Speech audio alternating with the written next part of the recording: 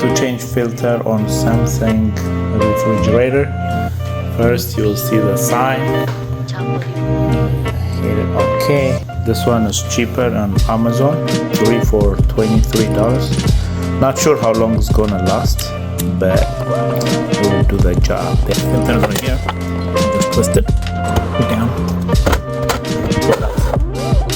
Same one. You just have to take the cup off. Take the cup off. Align it straight. Twist. Doesn't fit. Wrong one.